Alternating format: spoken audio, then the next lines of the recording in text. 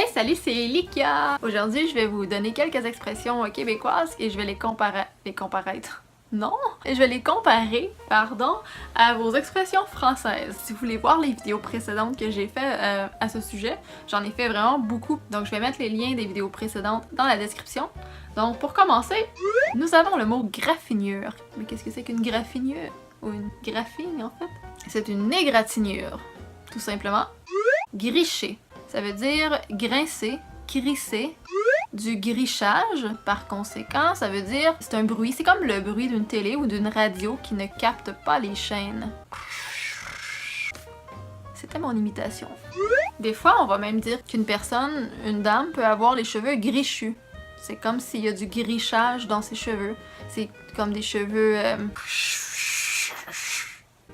comme ça. Des postes. Pour nous, ce sont des chaînes de télévision. En fait, pour vous, c'est ça. Pour nous, ce sont des postes. Vous avez compris. Des tatous. Vous vous dites tatouage. Une exposition. Ici, c'est une foire ou bien une fête foraine, mais avec des manèges. Quand on dit c'est tough, là, ça vient de l'anglais tough, ça veut dire c'est difficile. On peut aussi dire c'est rough, ça vient de l'anglais rough. Puis ben, c'est difficile. Mais on peut aussi dire c'est rough dans le sens que c'est le contraire de lisse, donc c'est dur. Ça peut vraiment être... le mur, il est rough. Si le mur, il serait comme rugueux, on pourrait dire qu'il est rough. Un gun. Ben, un gun, c'est un pistolet, mais nous, on dit un gun. Est-ce que vous avez déjà entendu ça? Une aiguine, c'est une scie à main. Un habit. Lorsque nous, on parle d'habit, on veut sûrement dire que c'est un ensemble, un habit de vêtements propres, mais pour une occasion spéciale. On va dire un habit, comme un costume un peu. Tu sais, le style veston-cravate, bah ça, ce sont des habits. Un divan. Ben, un divan ici, c'est ce que vous appelez un sofa ou un fauteuil.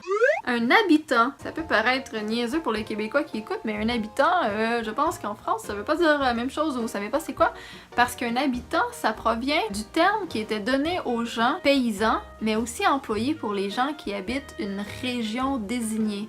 On les appelait les habitants. Donc aujourd'hui, des habitants, c'est simplement des gens qui habitent quelque part. Quand on traite quelqu'un d'habitant, normalement, c'est qu'on est en train de lui dire c'est comme s'il est resté dans l'ancien temps, qui est pas à jour. Une halte routière. Une halte routière, c'est une heure de repos sur une route. Ça peut très bien être une route pour automobile, un sentier pédestre ou une piste cyclable, bref, tout ce qui est un arrêt sur une route. Avoir hâte, ça c'est être très impatient, mais positivement. Être très impatient que quelque chose de précis arrive. C'est comme j'ai hâte à mon anniversaire, j'ai hâte d'avoir terminé mes études. Certaines personnes vont dire des importés pour signifier les immigrants. Initialer, c'est le verbe pour apposer ses initiales au bas d'un document, donc les initiales de son nom. Insécure, être insécure ou un insécure, c'est quelque chose ou quelqu'un qui est incertain ou qui est inquiet car il se sent pas en sécurité. Ça vient de l'anglais secure. Un jack, oui c'est un homme, on l'avait vu dans une autre vidéo précédente, mais un jack, ça peut aussi être un outil que l'on se sert pour soulever la voiture, comme pour changer un pneu. On peut aussi dire un cric. Une jambette, c'est enjamber quelqu'un pour le faire trébucher. Jammer. Jammer là, ben ça peut être improviser de la musique là, avec quelqu'un, donc on va jammer ensemble. Mais ça peut aussi être jammer comme coincé, comme jammer dans le trafic, c'est se coincer dans le trafic. Une jaquette. Une jaquette pour nous c'est une longue robe de nuit. Et l'expression arrête de jongler, c'est comme de dire cesse de réfléchir par-ci et par-là. Là. Décide-toi bordel! Le joual. C'est un ancien langage emprunté aux colons de la Nouvelle-France et souvent encore utilisé de nos jours. C'est un amalgame de liberté, de vocabulaire multiculturel. C'est un peu comme le slang en anglais. Mais là, c'est du joual, donc c'est comme si on emprunte un peu partout puis on fait comme un langage avec ça. Avoir le kick sur lui, c'est avoir le béguin pour lui. T'es laite, c'est tu es laid. S'être fait laver. Je me suis fait laver, là. C'est s'être fait ruiner. Le mot loose, ça veut dire détendu ou bien ça veut dire mou. Ça vient de l'anglais to loose. On peut dire que quelque chose est trop loose quand c'est trop détendu, comme mes pantalons sont trop loose parce que j'ai perdu du poids, donc sont comme trop grandes, sont pas serrées, donc sont trop loose, sont trop détendus. Un objet loose dans la boîte, ça va être un objet qui est tout seul, remis à lui-même dans une grande boîte. Il est lousse. Il est libre. C'est... Je sais pas, c'est un peu ambigu peut-être, là, mais portez attention quand les gens disent ça, puis pratiquez-vous. Vous allez comprendre au fil du temps. Un loyer. Quand on dit un loyer, nous, c'est un appartement. Nous, on se cherche un loyer à louer quand on déménage. On dit aussi appartement, mais c'est juste pour vous mentionner le mot loyer que je pense pas que vous utilisez. Vire aux lumières! Si quelqu'un te dit de virer aux lumières, ça veut dire qu'il faut que tu tournes au feu de circulation. Marshmallow, c'est marshmallow, bah ce sont des guimauves. Manque que, ou mais que, ça veut dire lorsque, quand, dès que. Je vais partir même que je sois prêt. Je vais partir lorsque je serai prêt. Il est mal commode ce monsieur. Nous on va dire mal commode. Vous je pense que vous allez simplement dire il n'est pas commode ce monsieur. Ça se dit de quelqu'un qui est espiègle ou farceur, mais avec une touche qui fait pas rire. Donc quelqu'un de mal commode, c'est un farceur, mais malhabile. Être marabout, c'est être de mauvaise humeur ou bien être irritable. Et quand on dit prendre une marche, c'est faire une promenade. Ma tante, mon oncle. Hey, on s'en va chez ma tante. Ma tante, mon oncle, ce sont des petits diminutifs amicaux pour désigner ma tante et mon oncle. On peut dire bonjour ma tante, bonjour mon oncle. Faire du millage. Faire du millage, ça veut dire parcourir un long chemin. Ça vient de l'anglais parce que les Anglais mesurent la distance en milles alors que nous on la mesure en kilomètres, mais faire du millage c'est comme faire beaucoup de milles, c'est-à-dire parcourir un long chemin, mais on peut aussi le voir au sens figuré, donc faire du millage c'est en faire un grand bout quoi. Le verbe minoucher ou une minouche, ça veut dire bécoter, caresser, flatter l'ego de quelqu'un, et une minouche, c'est une caresse. Ça vient du mot minou. Un moton. Ça, vous allez l'entendre souvent, un moton. J'ai bu du lait périmé et il y avait des motons. Des motons, là, c'est des magots, c'est des grumeaux. Le verbe mouiller, ça veut dire pleuvoir. Il mouille dehors, c'est il pleut dehors. Bon, mouiller, ça veut aussi dire tremper, là. Mais on l'emploie aussi pour la pluie, pour dire quand il pleut. Il mouille. Un anane, c'est un bonbon. Ou bien simplement une récompense. Necker, faire du necking, c'est se donner à l'art de l'attouchement, pour être poli, là. Se toucher, là. Frapper un nœud. Frapper un nœud, c'est quand tu t'en attends pas, puis que là, tu rencontres une difficulté, une épreuve. Ça fait vraiment référence au nœud dans une corde. Oh boy! What a boy! Et monsieur! C'est une expression pour accentuer quelque chose de démesuré. Quand quelqu'un va te dire « Ok d'abord, ok d'abord, ok d'abord », ça veut dire que t'acceptes malgré les conditions, malgré tout. C'est comme une acceptation, mais sans vraiment être en faveur. Ouais, ok d'abord. Ouais, je vais le faire, ok d'abord. C'est comme oui, mais on peut aussi dire ok d'abord.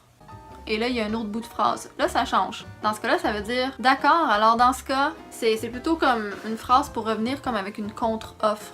Comme quelqu'un va dire quelque chose, toi, tu vas lui répondre ok, d'abord, on pourrait faire ça comme ça. Moi, j'aimerais ça que ce soit grandiose. Ok, d'abord, on pourrait faire ça comme ça. C'est comme une contre-offre. Ok, dans ce cas, on pourrait faire ça. Tandis que si tu réponds clairement juste ok, d'abord, whatever, ça sera pas la même chose. Wesh! Nous, on va dire wesh quand on veut démontrer du dégoût. Faire de l'over, c'est faire du temps supplémentaire au boulot. Par exemple. Ouais, j'aurais bien été te porter, mais par exemple, va falloir que tu me payes le gaz. Ça veut dire oui, j'aurais bien été te porter, mais par exemple, tu devras me payer l'essence. Par exemple. Je pense que vous aviez compris. Le punch de la fin. Ça, c'est quand quelqu'un te raconte une histoire ou quand on parle d'un livre, d'un article, peu importe, puis que le punch de la fin. Qu'est-ce que c'est le punch de la fin? C'est comme l'élément qui donne une couleur à la morale de l'histoire. C'est ce qui fait, c'est ce qui te rentre dedans, c'est ce qui te fait réaliser des trucs, ça c'est le punch, mais de la fin, donc ce qui annonce la conclusion, la morale de l'histoire. Un quêteux, nous autres ici c'est comme un clochard, un SDF. En passant, nous les SDF, on les appelle les sans-abri. Le verbe raboudiner. Ça, c'est drôle. Raboudiner, ça veut dire rafistoler, mais grossièrement, là. Un ratchet, c'est un tournevis à cliquette. Un ramasseux. Un ramasseur, c'est une personne qui accumule des choses, mais en grosse quantité, là. C'est compulsif. Être raqué. Quand on dit qu'on est raqué, là, c'est parce qu'on est éreinté. Une remorqueuse, c'est une dépanneuse, comme dans dépannage routier, mais nous on dit une remorqueuse, même si au départ une remorqueuse c'était pour les bateaux, c'était sur l'eau. Mais on a gardé ce terme-là pour sur les routes également, donc on dit une remorqueuse. Mais normalement, beaucoup de compagnies de remorquage vont s'appeler dépannage routier. Mais ça dépend, c'est 50-50. Parce que sinon ça porte quand même à confusion vu que nous on a des dépanneurs. Comme je vous disais dans l'autre vidéo, des dépanneurs, c'est un magasin, c'est vraiment pas la même chose qu'un dépanneur qui dépanne avec une dépanneuse. Donc ça porte à confusion, donc les compagnies s'appellent du remorquage. Ils font du remorquage avec des remorqueuses sur les routes. Revoler ou hors-voler, ça veut dire rebondir ou éclabousser. L'eau a revolé lorsqu'il a sauté. Si tu t'approches de moi, tu vas revoler. Ça veut dire je vais te frapper tellement fort que tu vas revoler. Je run au café. C'est-à-dire je fonctionne avec la caféine là. Mais runner quelqu'un, ça veut dire le contrôler, avoir de l'emprise sur lui. Une run de char, ben c'est un tour de voiture. Et quand on dit le char run, ça veut dire que la voiture est démarrée. La voiture est en marche. Je suis dans le rouge. Je suis dans le rouge, ça veut dire être endetté. Ou bien être dans ses règles, dans ses menstruations. Ça, c'est la joie. Une roulotte. Une roulotte ici, c'est ce que vous appelez une caravane. Quand quelqu'un dit au plus sacrant, ça veut dire au plus vite. Le verbe sciller, c'est pour décrire le bruit que fait quelque chose comme un sifflement en continu. On a un silement d'oreille, donc ça vous arrive d'avoir un sifflement comme dans l'oreille. Nous, on appelle ça sciller. Ah, je suis pas sorteux ben moi. Ça veut dire je sors pas beaucoup, je suis pas vraiment fêtard. Steady. Steady, là. Elle mange steady. Ça veut dire steady, c'est de l'anglais, donc ça veut dire sans arrêt. Non-stop. Une swamp. Swamp, c'est une soue à cochon. C'est deux termes qu'on emploie. Une swamp, une soue à cochon. Ça veut dire un endroit très malpropre. Souvent, nous, on va dire un système de son. C'est pour dire une chaîne stéréo. Une talle, c'est comme une grappe. C'est comme une quantité de trucs, mais rassemblés dans un même endroit. On va appeler ça une talle. On peut dire une talle de marguerite, parce qu'il y a beaucoup de marguerites qui a poussé à cet endroit-là. C'est trempe. Quand on dit c'est trempe, ça veut dire c'est mouillé.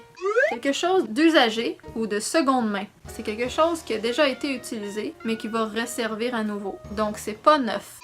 Un comptoir familial, c'est un magasin de vêtements, mais des vêtements et des objets aussi, mais usagés. Des fois, ils vont appeler ça des friperies ou des vestiaires aussi. Être vaillant, c'est être capable de faire une somme de travaux exigeants. C'est quelqu'un qui a le cœur au travail. Avoir le cœur à l'ouvrage, c'est avoir le cœur au travail. Avoir du visu, c'est être précis. Avoir l'œil pour cibler. Avoir l'œil juste. Quand on dit une vanne, c'est pas un van, premièrement c'est une vanne qu'on dit. Et une vanne pour nous c'est comme une remorque ou une mini fourgonnette ou un camion. Virailler. Le verbe virailler, ça veut dire tourner et se retourner. Et aller à droite, puis se rediriger vers la gauche, puis y chercher, puis recommencer, puis bon, c'est ça. Ça veut dire faire ça comme ça. Arrête de virailler! Le verbe watcher, ou quand on dit watch-moi ben aller, watcher ça veut dire regarder, bah ça vient de l'anglais to watch, puis watch-moi ben aller, ça veut dire regarde-moi bien m'exécuter à. Quand on dit wow les moteurs, ça veut dire on se calme. Des fois on va juste dire comme va donc! Ah va donc toi! Va donc! Va donc, va donc. C'est comme le diminutif de dire va donc chier, mais c'est plus poli. Fait que c'est ça, c'est une façon d'envoyer promener quelqu'un sans finir sa phrase. Hey, c'était tout pour les vidéos de la série Expressions françaises québécoises. Donc j'espère que vous avez apprécié cette série-là. Je vous invite à aller voir toutes les autres vidéos que j'ai fait avant celle-ci. Moi j'ai trouvé ça vraiment le fun de les faire pour vous. Donc je vais mettre le lien en barre d'infos si vous voulez aller voir la vidéo précédente. Et n'oubliez pas de vous abonner, puis d'activer la petite cloche. Comme ça vous allez recevoir des notifications quand moi je vais publier autre chose. Là-dessus, je vais vous dire bonsoir, à la prochaine et merci beaucoup de ce qu'il dit.